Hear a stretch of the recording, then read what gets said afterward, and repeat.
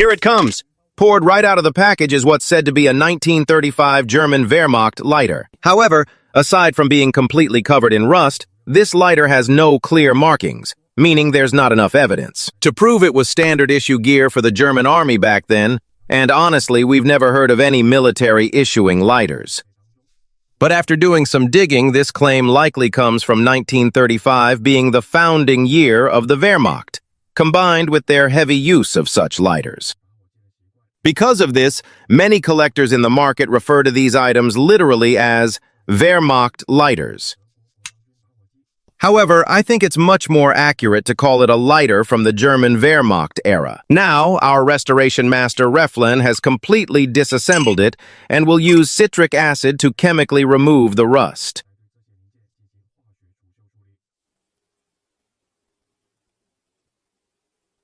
Even after using a weak acid for rust removal, it must be neutralized with alkaline baking soda to prevent further corrosion.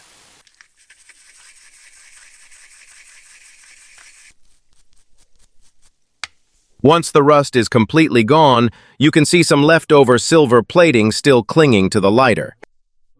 Next, he soaks the parts in salt water and uses electrolysis to strip away that remaining coating. When the power is turned on, the silver plating on the positive pole loses electrons, turning into silver ions that dissolve into the solution. While some ions redeposit, in salt water they easily form silver chloride precipitates, or fine particles, fully removing the old layer. After that, he uses steel wool to buff both the inside and outside of the parts, clearing away any stubborn oxide films. This buffs out leftover old plating and restores the metal's natural shine, specially prepping the threads and recessed corners. Those hard-to-reach spots get an extra pass with a Dremel before using soldering paste to reattach the broken flint tube to the insert.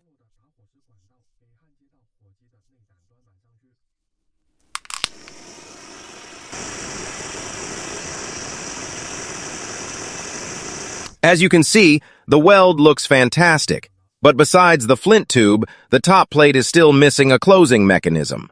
So next, he will custom machine a brand new closure mechanism from scratch, which is essentially a small lever with a snuffer cap. This style, known as a lift arm lighter, is a classic design dating all the way back to the 1930s. He uses a hollow brass tube for the snuffer and solders a brass rod for the lever, expanding the hole slightly for a perfect fit. You can see exactly how this lever works.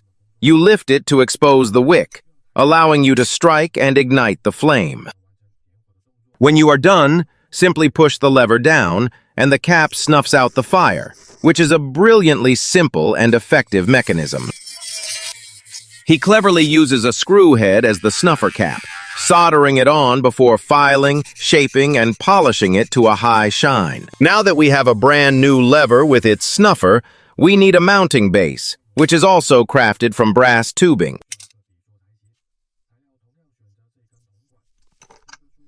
After cutting it to length, he uses a tap to thread the bottom of the tube so it can be secured with a screw later. This allows the base to bolt firmly onto the insert's top plate, though I am honestly wondering myself why he didn't just weld it like before. With the base ready, he shapes the back half of the lever by cutting the length, grinding the thickness, and drilling the mounting hole. Finally, a pivot pin is used to assemble the lever and base together before all components undergo a meticulous mirror polishing.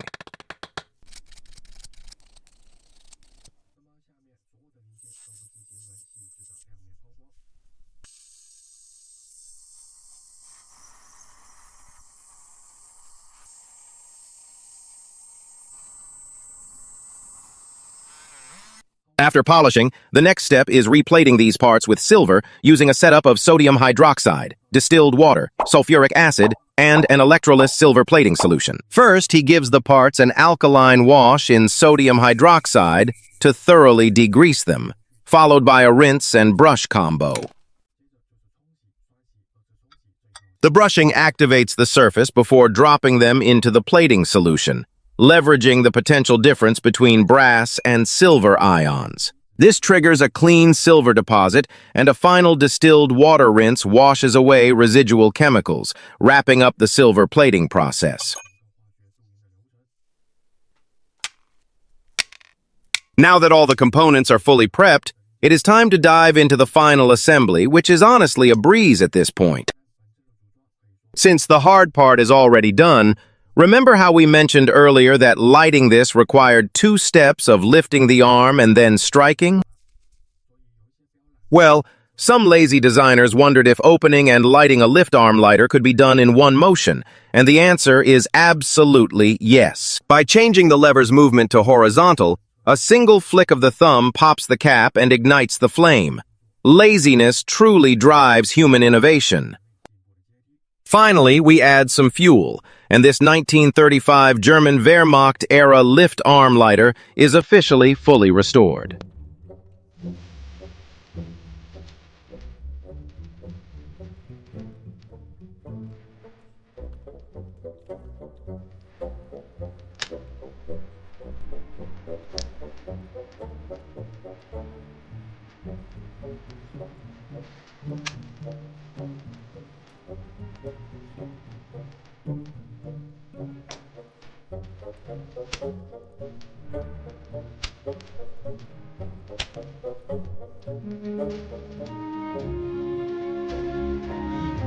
That wraps up this restoration video. Thanks for watching.